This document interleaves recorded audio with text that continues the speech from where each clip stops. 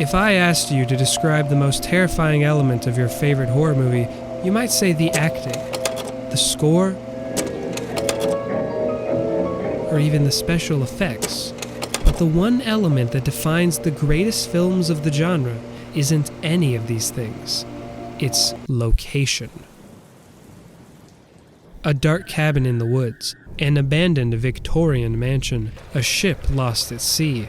Though there is something inherently unsettling about these settings, the best horror films don't use location as a standalone tool to scare us.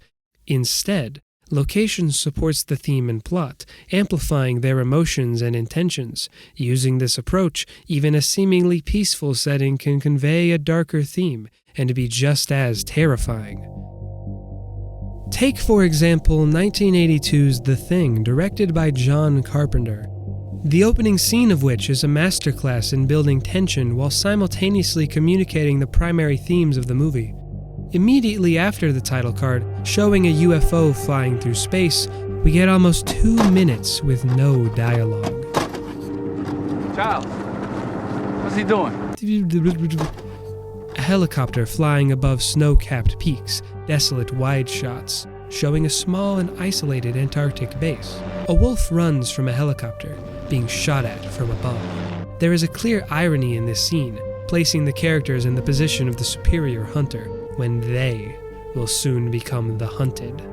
While the characters could have just as easily been isolated in a desert or the jungle, choosing an environment almost entirely devoid of life positions the characters to be truly alone in the face of their antagonist. The cold and unforgiving conditions also draw a clear parallel to space, which we know to be the origin of the Thing, further elevating its control over the situation. With a different choice of location, the film would not have been nearly as effective in building this tension. In 1980, The Shining was released. One of the best-known films of all time, it is remembered not just for its incredible characters or legendary director, but for its setting, the Overwatch Hotel. Many people have argued that the main antagonist of The Shining is not Jack Torrance, but the hotel itself. The hotel is personified as a villain even further, with the design representing that of a living, breathing human. 2 limbs are outstretched on either side. The heart of the hotel, and where the climax of the film takes place, is a maze. It even has a uterus. The film's director, Stanley Kubrick, shows the audience throughout the movie that the Overwatch Hotel is far from empty. It is haunted by a history of violence. My predecessor in this job hired a man named Charles Grady as the winter caretaker. He killed his family with an axe. Genocide. The site is supposed to be located on an Indian burial ground, and I believe they actually had to repel a few Indian attacks as they were building it. And skiing. In his next movie, Full Metal Jacket, Stan Lee takes a similar approach.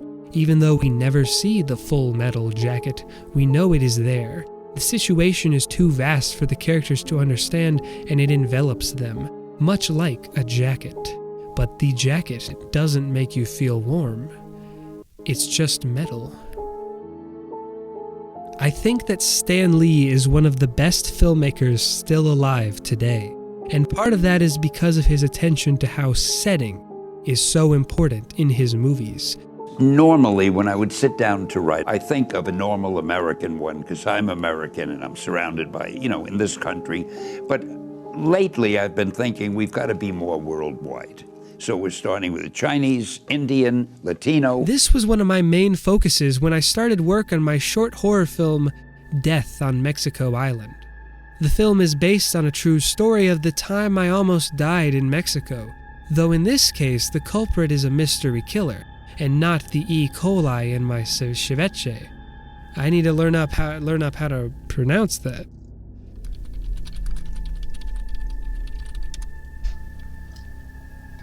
Ceviche. Ceviche.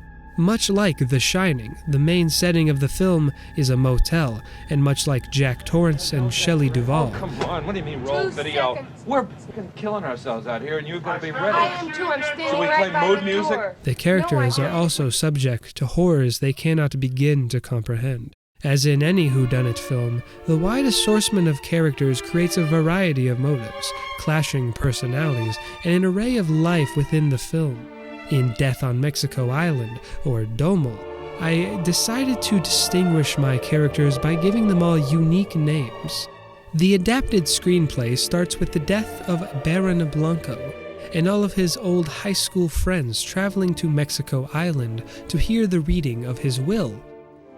Attending the soirée is Mr. Marin, Admiral Azul, Vincent Verde, Rancher Rojo, and Mr. Black.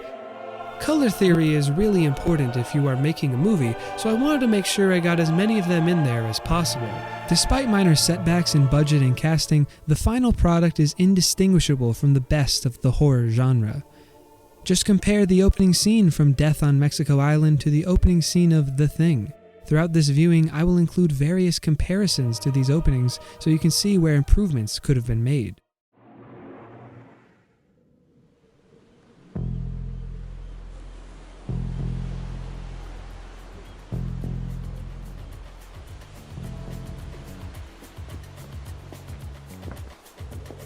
You know, my father used to take me here every once in a while. We had a rocky relationship towards the end of his life, not unlike the rocks here on Mexico Island. Yes, this island is a metaphor for many things. Why, it means something different for everyone.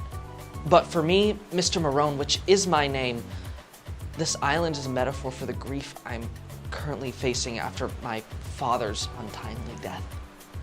So, as you can see, many improvements could have been made. At this point, we don't actually know anything about the characters in The Thing. In Domo, the characters have already been established, and the audience has built an emotional connection with them. For me, Mexico Island is a metaphor for a place that I have come now that Baron Blanco has passed to see if I will inherit his motel.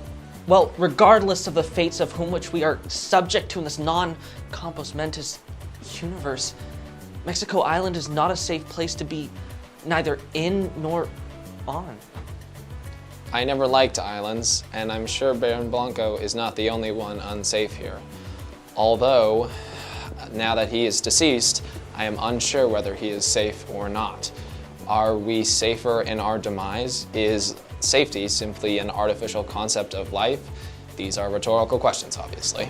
Already, in less than a minute, several thought-provoking questions about humanity have been raised. The Thing clearly took inspiration from this scene in Death on Mexico Island, with the ironing of the dog, as mentioned earlier, mirroring the rhetorical questions that Mr. Black raises. I can't believe he died. At least all of us colored people will be there. Much like how the famous horror movie Alien was originally supposed to be titled Star Beast, my biopic Death on Mexico Island's working title was Colored People. Because of this title, I could only find 2 actors who were willing to destroy their careers, and therefore they were forced to play all of the characters. Ah yes, our old gang, the Colored People. Not to be confused with the races of people, but rather the name of our old high school gang, which was based on our last names, which are all Mexican colors, mostly. Yes, Mr. Black. Wait! Look over there. Could it be, perhaps?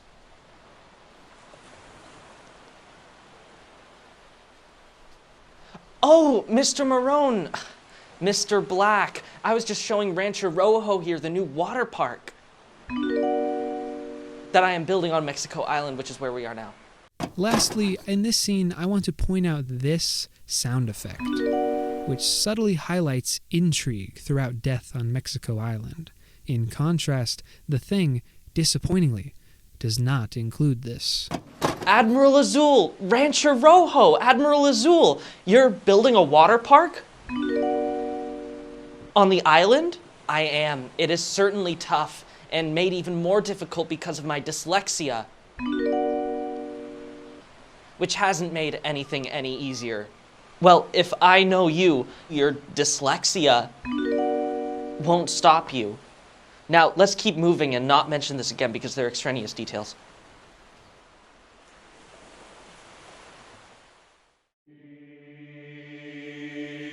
Midsommar is another famous film to defy the convention of traditional horror locations. I recently read the script, and although I only got through the first 5 paragraphs, it was fascinating. 1Xed Woods, Hälsingland Day 1, Hälsingland in North Sweden. We cycle through a series of beautifully composed midday landscapes. None of them feature people or human habitation. Let me reread that.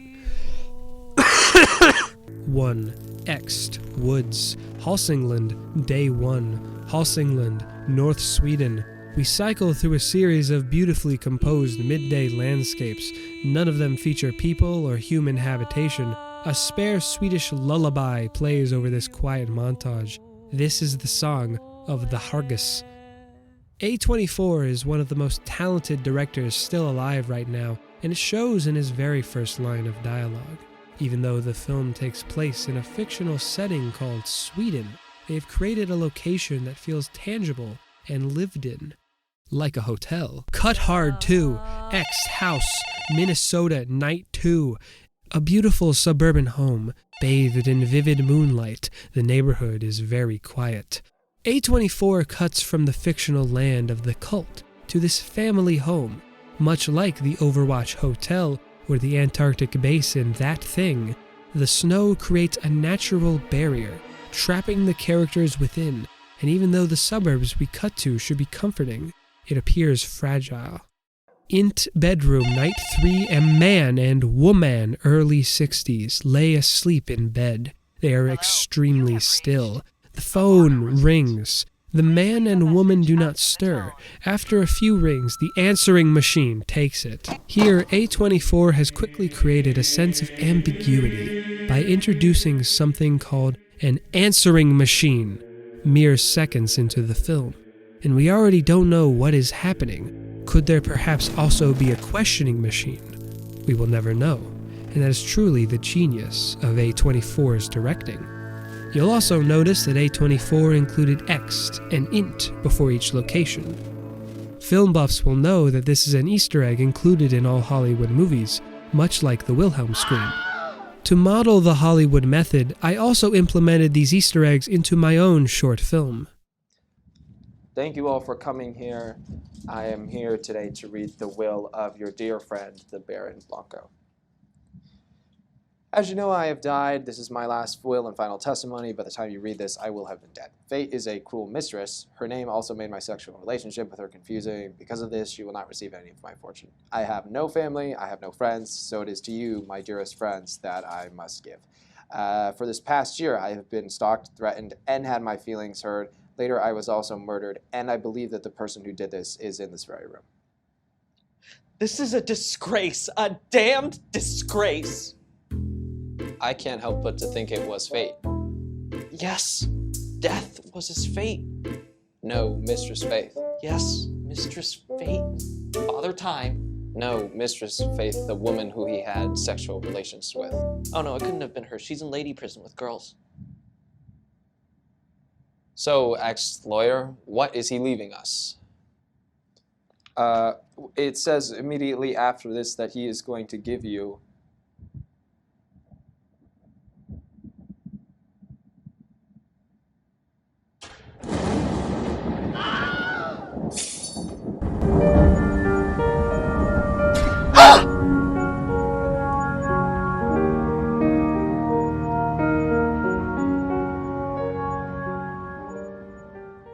the horror movie classic Jaws. 3D was clearly inspired by Death on Mexico Island. You'll notice in this scene a very subtle use of green screen effects, paying homage to the entire movie Domo, which I shot exclusively in front of a green screen.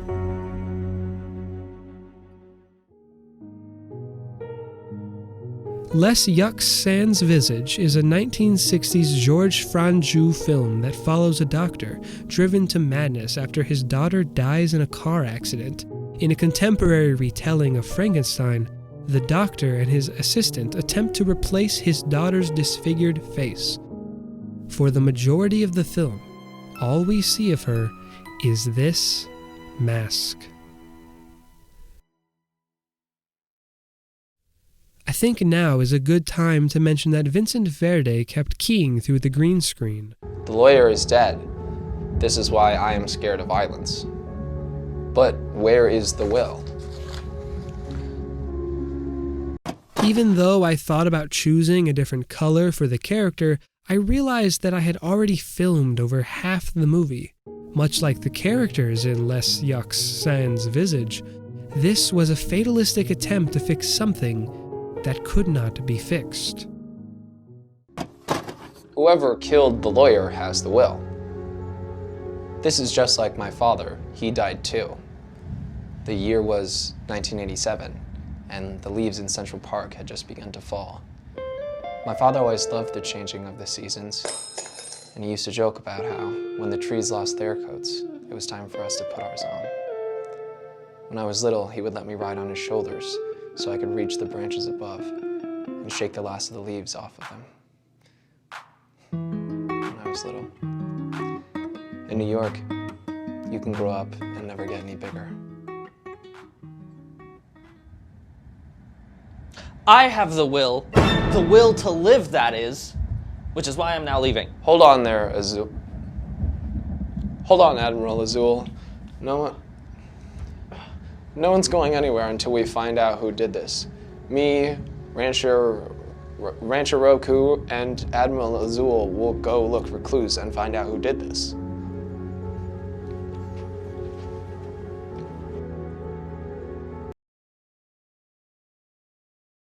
Les Yucks Sans Visage is a story told visually because I cannot understand French, and nobody else can. And even though my short film was called Death on Mexico Island, I realized halfway through that I did not have any proper representation of the Spanish language, aside from my incredible research into colors.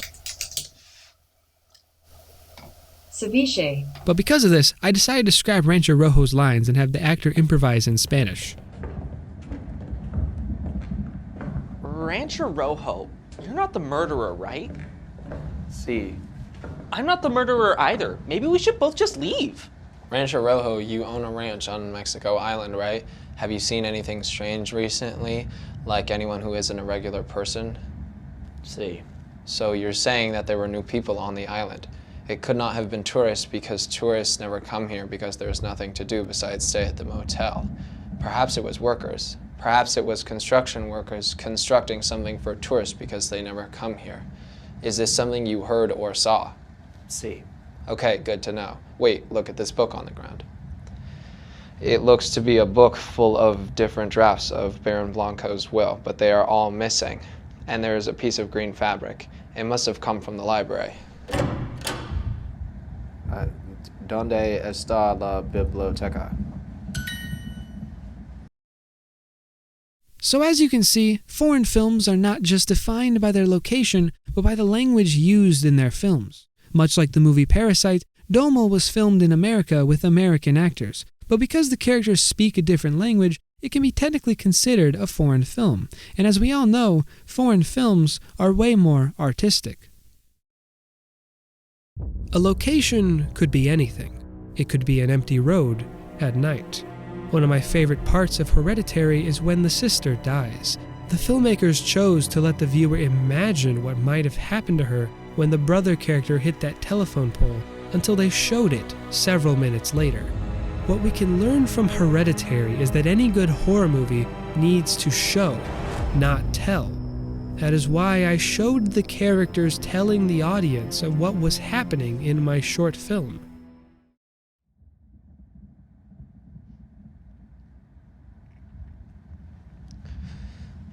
We found a piece of green fabric.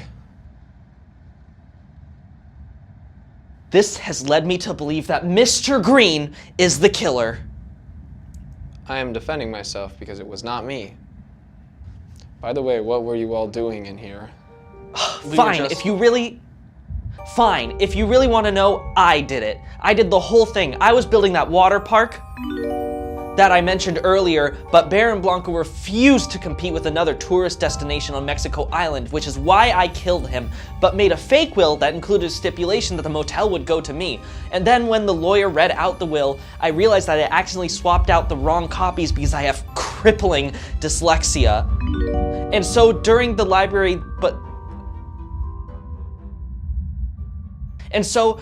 the meeting, I killed him and took that will and was about to make the swap in the library, but then I took the whole book and threw it on the floor because the best place to hide something is in plain sight, and I put a piece of Vincent's outfit in there to frame him. Now you might be asking, how was I able to make a swap in the library if me and Mr. Black and Rojo were all walking together?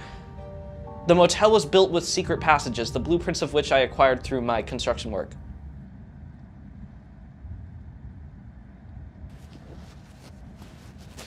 You have got one thing wrong. I am not dead. Dios mío. And as an officer of the law, you are under arrest. You see, Mr. Black, islands are nothing to be scared of like you mentioned in the beginning. Perhaps I was really afraid of my own mortality. And I'm now over my father being dead. Yes, we have all been changed by these experiences. If you remember from earlier, I said that in New York, you can get bigger but never grow up. But now I see, this is something you can experience in places. We all have such well thought out character traits, but location is what truly brings us together, especially on this dark, rainy night. On Mexico Island. I want to pause here near the end of my foreign film to explain that even though the lawyer was visible in the previous shot before he revealed he was still alive, he was actually a ghost in that scene. His ghost then transported back to his body before he became alive again. Let's pause for a second. Some people thought it was a controversial choice to end my movie by pausing to explain why the lawyer was in that last shot. Those people are no longer my friends. But perhaps the most important aspect of horror movies is not just the location these movies are set in, but their location in cinematic history. Nosferatu changed the landscape of cinema in 1922, but today it is barely watchable. Death on Mexico Island forever changed the history of horror movies because I edited the Wikipedia page on the history of horror movies to include it, and it is very watchable today, unlike other movies.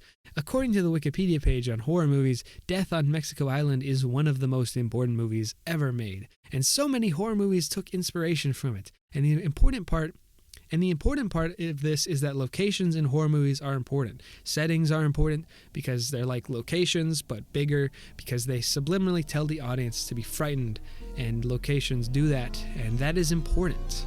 Don't believe me? I just used the word important 6 or 7 times in that last sentence, and you didn't even notice. Thank you for watching.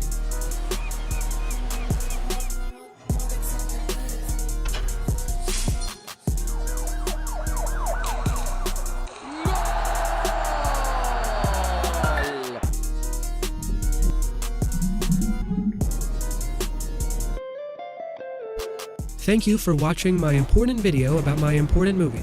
It was very important. I am important. I am God.